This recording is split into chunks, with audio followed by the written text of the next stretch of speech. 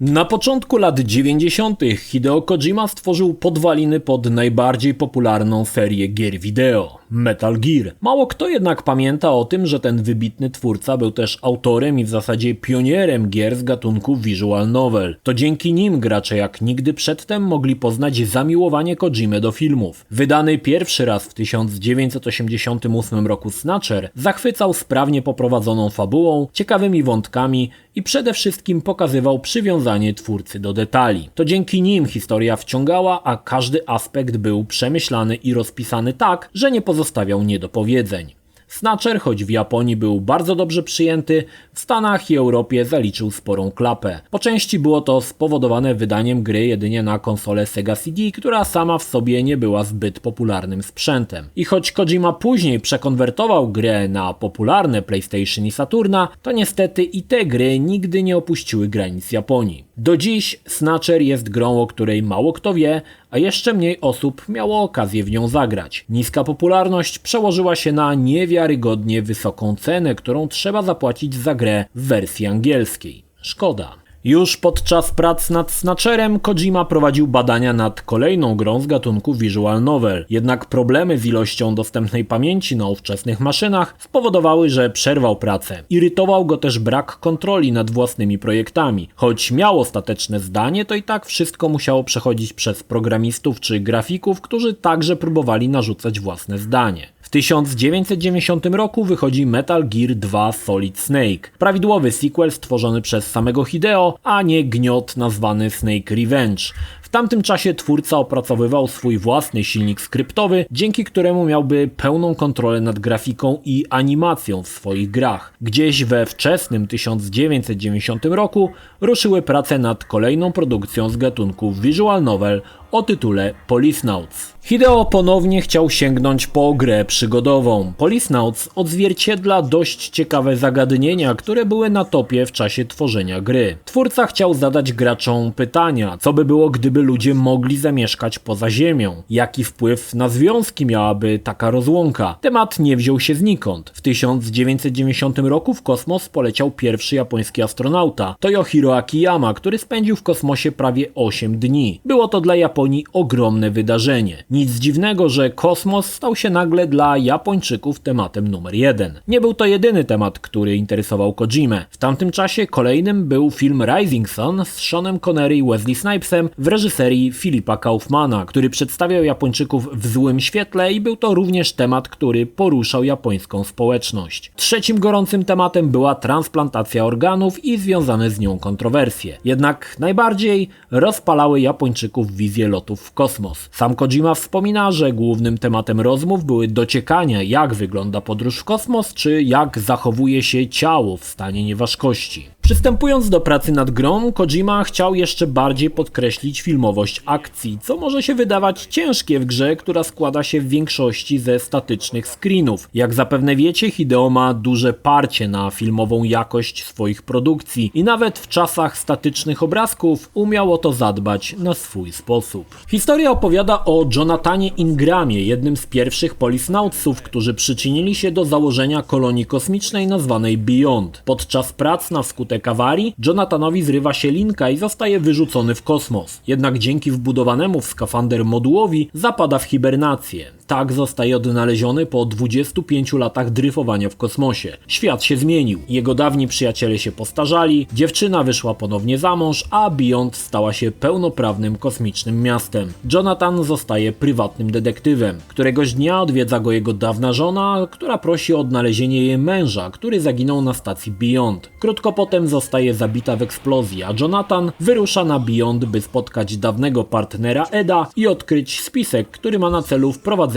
na rynek nowego rodzaju narkotyku. Koncept gry został oparty na buddy movie, z których Hideo czerpał garściami, jednak najwięcej wspólnego Policenauts ma zdecydowanie z zabójczą bronią. Patrząc na głównych bohaterów Jonathana i Eda, trudno nie zobaczyć w nich Mela Gibsona i Danego Glovera. Zresztą nie raz i nie dwa Hideo pokazywał, jak bezczelnie skopiował koncepty nawet historii bohaterów, na przykład to, że Ed ma tylko 3 lata do emerytury. Policenauts był również o wiele bardziej dynamiczny. Archaiczne elementy strzelane ze Snatchera zostały zastąpione na coś w podobie strzelanki na szynach, choć ze statycznym ekranem. Kursorem można było dowolnie jeździć po planszy i strzelać. Niektóre sekwencje, jak pościg samochodem, nie przypominały zupełnie visual novel i były ciekawą odskocznią od statycznych ekranów. Hideo zamieścił też całkiem niezłe elementy zręcznościowo-logiczne. W jednej z minigier musimy odnaleźć torebkę niepasującą do innych, a chwilę później bierzemy udział w rozbrajaniu bomby. Jest to chyba najbardziej znienawidzony moment przez graczy. Względem Snatchera nie zmienił się sposób pchania akcji do przodu. Z racji, że gra jest do bólu liniowa, nie zostaniemy puszczeni dalej, jak nie obejrzymy tego, co było określone w scenariuszu, lub nie odhaczymy wszystkich kwestii dialogowych. Pewnym ulepszeniem było to, że gra podpowiadała, kiedy zostało coś do zrobienia i nie dawała tak łatwo zginąć jak w Snatcherze. Gra została też mocno ulepszona w stosunku do wcześniejszego Snatchera. Pierwszą wersją Policenauts była wersja wydana na komputery NEC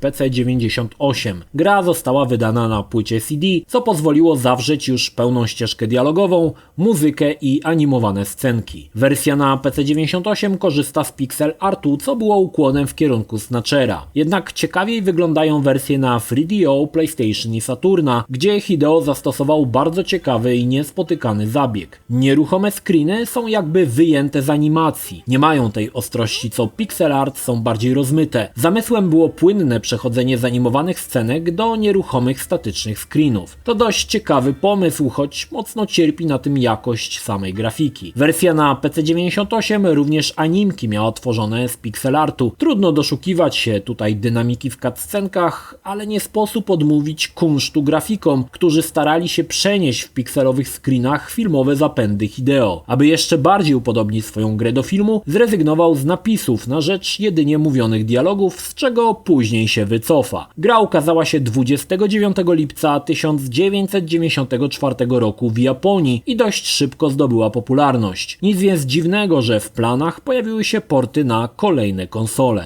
Pierwszym z nich była wersja na konsolę 3DO. Grę poprzedzał pilot disk zawierający sporo informacji o nadchodzących Policenautsach. Znalazły się tam wywiady z twórcami, całkiem obszerna encyklopedia ze zdjęciami, krótkie demo, trailer gry na PC98, informacje na temat cyklu produkcyjnego Policenauts i wreszcie muzyka do odsłuchania. Płyta dość obszernie wyjaśniała świat gry, jak i to, o czym Policenauts będzie. Względem wersji z PC98 gra na 3DO doczekała się ogromnych zmian. Przede wszystkim zrezygnowano z pixelartu na rzecz wspomnianego wcześniej stylu wyciętej klatki z animacji. Tym razem wykorzystano fragmenty przygotowanego na potrzeby gry anime, pojawiły się też rendery 3D. Bardziej dopracowano scenariusz z racji, że wersja na 3DO miała być podstawą do kolejnych portów. Hideo też zamieścił transkrypcję wokali na prośbę graczy niesłyszących. Ciekawostką jest fakt, że wersja na 3DO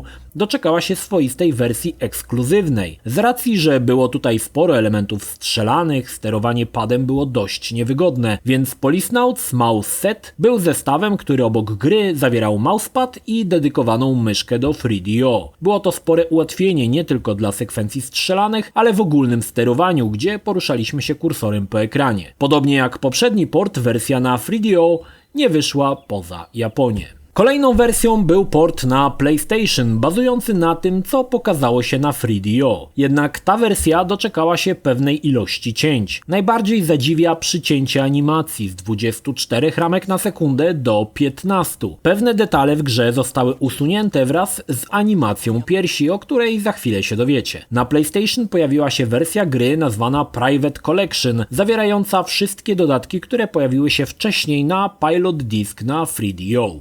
Ostateczną i według Kojimy najpełniejszą wersją była odsłona na Sega Saturn. Gra prezentowała się najokazalej, zawierała wszystkie wycięte z PlayStation elementy, animacje piersi, jak i wsparcie dla pistoletu świetlnego. Przywrócono prędkość animacji do 24 ramek i podniesiono ich jakość z racji wykorzystania innego kodeku wideo. Wersja na Saturna doczekała się edycji specjalnej, dodatkowo zawierającej artbook w twardej oprawie. Przyglądając się poszczególnym wersjom, Trzeba przyznać Kojimie rację, wersja z Saturna prezentuje się najokazalej i wygląda po prostu najlepiej. Niestety i ta nie pojawiła się nigdy poza Japonią. Kojima nie byłby sobą, gdyby nie umieścił w grze odniesień do innych swoich gier, ulubionych filmów, jak i różnych japońskich dziwactw. Zacznijmy od tego, że ponownie bez dbania o prawa autorskie w grze zamieścił rozpoznawalne marki. Bohater Jonathan lubi sobie zapalić Marlboro, a na biurku widać puszkę markowego piwa. Ciekawym zamysłem były ekrany podsumowujące dotychczasową akcję po wczytaniu zapisu. Gra nas się pytała, czy chcemy poczytać o tym, co się wydarzyło do tej pory, dzięki czemu gracze nie czuli się zagubieni. Jedną z dziwacznych rzeczy była możliwość zamacania w zasadzie wszystkich bohaterek kobiecych po piersiach.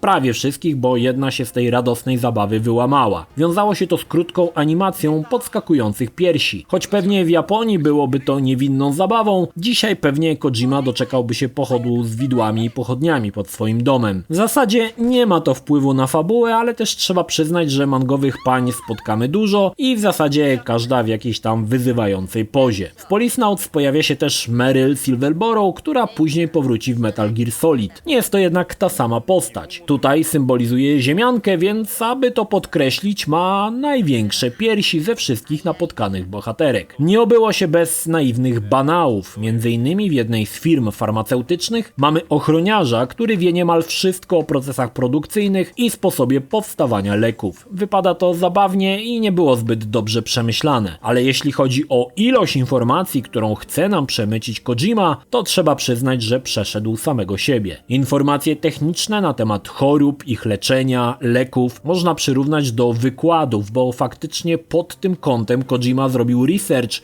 i wszelkie informacje, nawet nie mające wpływu na fabułę, są nam wyłuszczane w najmniejszych szczegółach. Jedną z ciekawostek w grze jest moment, w którym możemy przejrzeć bibliotekę płyt CD stojącą na półce i każdą jedną płytę możemy odpalić i posłuchać zawartej na niej muzyki. Ponownie nie ma to większego wpływu na fabułę, ale pokazuje, jak przywiązany do szczegółów jest Kojima. Nie zabrakło momentów, w których gra odsyła nas do fizycznego pudełka. Te numery znamy z Metal Gear Solid, także i tutaj ma to miejsce i jest przy okazji dość takim archaicznym zabezpieczeniem antypirackim. Pomimo, że gra należy do gatunku visual novel, nie zabrakło dynamicznych scen i strzelanin. Jedną z pamiętnych jest pościg na autostradzie, który pomimo, że w większości składa się z ruchomych obrazków, potrafi wbić w fotel dynamicznym, dobrze zrealizowanym montażem. Samo strzelanie też zrealizowano o wiele lepiej niż w Snatcherze. Celownik został uwolniony i możemy swobodnie strzelać po planszy. Oczywiście gra jest wypakowana toną przeróżnych easter eggów, a to znajdziemy kalendarz z grafiką ze Snatchera, a to pingwinka z Penguin Adventure oraz, co ciekawe, usłyszymy samego Hideo Kojimę, który podłożył głos jednemu ze zbirów. Jest tego masa i odnajdywanie tych elementów stanowi też część zabawy. Grając dziś w Policenauts byłem mocno zdziwiony, jak gra mnie wessała w swój klimat. Faktycznie byłem ciekawy, jak się rozwiąże cała historia, choć w pewnym momencie można się było wszystkiego domyśleć. Tradycyjnie Kojima ma problem z utrzymaniem odpowiedniego tempa rozgrywki. 2 pierwsze rozdziały są wydłużone niemiłosiernie, by kolejnych 5 leciało na łeb na szyję. Niektóre rozdziały zawierają garstkę dialogów i wchodzi kolejny rozdział. Problem z odpowiednim wyważeniem tempa towarzyszy twórcy od lat i mam wrażenie, że chyba nigdy tego nie ogarnie. Dziś gra straszy archaizmami, choć nie aż takimi jak Snatcher. To tytuł z zupełnie innych czasów. Pokazuje, jak Kojima chciał oddać filmowy charakter, mając do dyspozycji nieruchome screeny i co ciekawe, udało mu się to całkiem nieźle.